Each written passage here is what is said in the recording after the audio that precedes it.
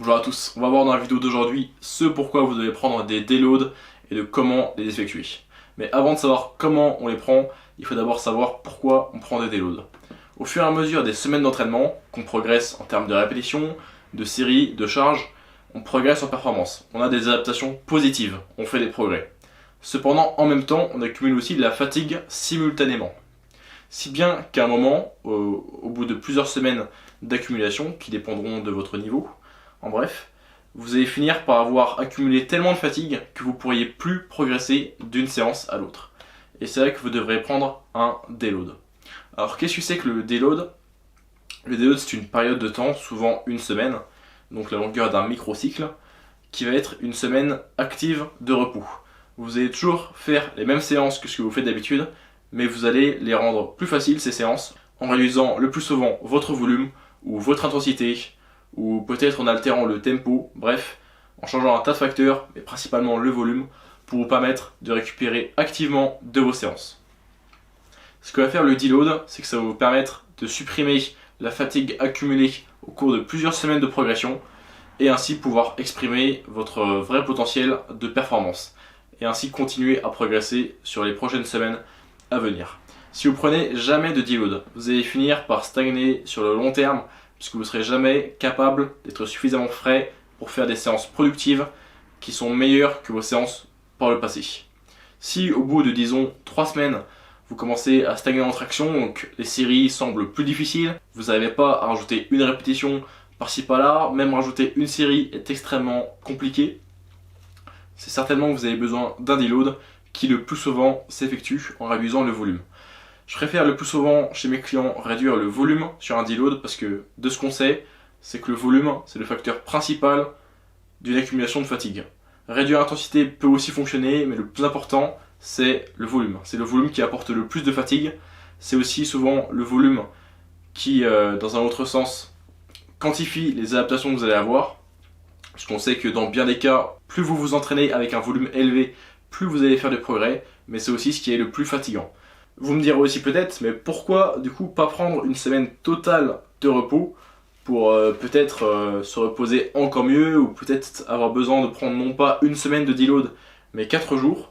Alors il y a plusieurs raisons à ça, donc bien que ce soit pas toujours une mauvaise alternative de faire un repos total, c'est plus intéressant de faire un deload parce que de 1, ça va vous faire travailler les mêmes mouvements que ce que vous faites d'habitude. Vous allez ainsi continuer de progresser sur le plan technique, ou du moins maintenir vos progrès sur le plan technique. Secondairement, on sait aussi que l'entraînement très très léger, donc des séries légères, assez peu de séries, en restant dans l'échec, stimule la récupération. Ça va amener un influx sanguin qui va apporter des nutriments à vos muscles et va stimuler plein de phénomènes qui vont vous aider à améliorer votre récupération. Ça peut être frustrant de prendre un deload, surtout si vous êtes débutant et que vous n'avez pas l'habitude de ce genre de fonctionnement. On a un peu l'impression de faire un pas en arrière, mais au contraire, c'est ce qui va vous permettre de progresser sur les semaines à venir, alors que, outre mesure, sans prendre de deload, vous auriez stagné pendant plusieurs semaines, voire même plusieurs mois, parce que vous aurez accumulé tellement de fatigue qu'il vous aurait été impossible de faire des séances productives. Pour répondre à la question quand prendre un deload, donc il y a deux façons de faire. La première, c'est de faire un deload réactif, lorsqu'on remarque une perte des performances par rapport à ce qui était prévu ce jour-ci. Donc il y a plusieurs moyens d'évaluer votre niveau de forme. Mais moi, la méthode la plus simple que je préfère, c'est simplement d'effectuer votre première série et de réagir en fonction de la difficulté de cette première série. Peut-être faire des ajustements sur les séries suivantes, ou simplement, si tout se passe bien, continuer de faire l'entraînement jusqu'à ce que vous remarquiez un signe atypique de fatigue. Auquel cas, le deload réactif, ce serait de, sur cette séance, réduire votre volume sur ce mouvement, ou même tous les mouvements de ce groupe musculaire, pour ainsi favoriser votre récupération et progresser plus correctement sur la séance à venir.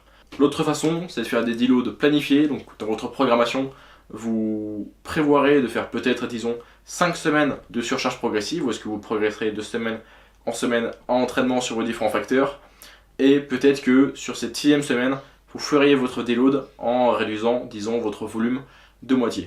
C'est le fonctionnement que j'utilise le plus souvent, parce que ça vous permet de savoir de semaine en semaine précisément comment progresser, quelle intensité mettre dans vos séances d'entraînement. Ainsi, on commence la première semaine en gardant plusieurs répétitions en réserve, donc en faisant des entraînements un petit peu plus faciles que ce que vous feriez si vous alliez proche de l'échec ou à l'échec.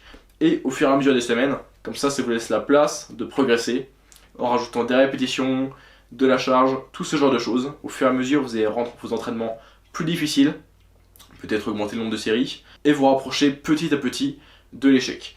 Vous arriverez à l'échec ou presque à l'échec sur chaque série lorsque vous seriez à la semaine précédant le deload. Ainsi, en allant très loin dans vos entraînements dans la semaine précédant le deload, ça vous permet de chercher peut-être des performances que vous n'auriez pas pu chercher outre mesure sur le long terme, parce que c'est une semaine où est-ce que vous allez forcer d'une manière qui ne serait pas durable sur le long terme, mais vous vous permettez de faire cette semaine pré-deload avec beaucoup d'intensité, parce que la semaine à venir est de toute façon une semaine de repos, et que vous allez pouvoir surcompenser par la suite, donc en ayant les adaptations, mais en ayant supprimé la fatigue grâce au deload. Vous vous posez peut-être la question de quand prendre un deload lorsque vous le faites de façon planifiée. Est-ce que vous devez faire 5 semaines d'accumulation, donc de progrès, avant de prendre une semaine de deload? Est-ce que vous devez faire plutôt du 10 semaines d'accumulation, une semaine de deload? Alors tout ça, ça va dépendre de plusieurs facteurs. Le premier, c'est votre niveau. Plus vous êtes débutant, moins vous avez besoin d'avoir des entraînements difficiles, proches du maximal, pour progresser. Donc bien souvent, vous allez pouvoir progresser en tant que débutant, avec des séances assez faciles, peu surchargeantes, mais quand même surchargeantes sur le long terme, et ainsi chaque séance va être moins fatigante qu'une séance d'un athlète avancé.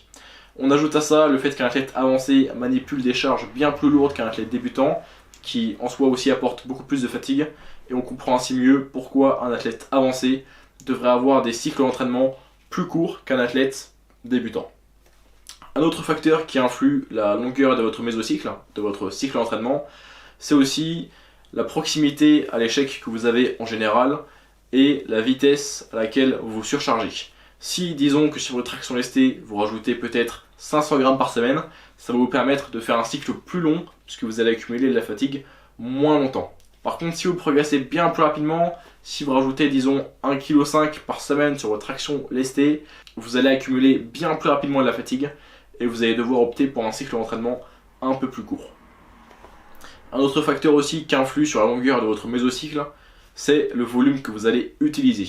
Si vous vous entraînez avec un haut volume qui est proche de vos capacités de récupération maximale à chaque semaine, vous allez devoir avoir un cycle d'entraînement qui va être bien plus court que si jamais vous vous entraîniez, disons, avec un volume qui vous permet tout juste de faire des progrès, mais assez lentement sur le long terme. Tous ces facteurs influent donc la durée de votre cycle d'entraînement avant de prendre un deload.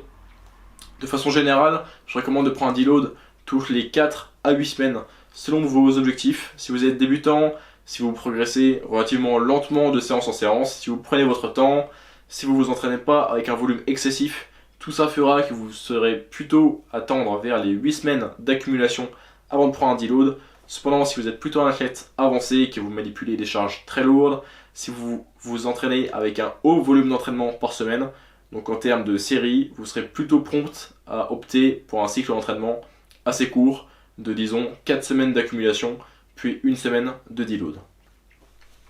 J'espère que cette vidéo était assez claire, j'espère que vous avez compris l'importance du deload, de pourquoi vous devez en prendre, de comment votre corps va deload pour vous si jamais vous en prenez pas. Et j'espère que vous allez dès maintenant appliquer les deloads dans votre programmation, parce que c'est ce qui va vous permettre de ne pas stagner sur le long terme. Je vous remercie d'avoir regardé cette vidéo et je vous dis à samedi prochain, 10 h pour la prochaine.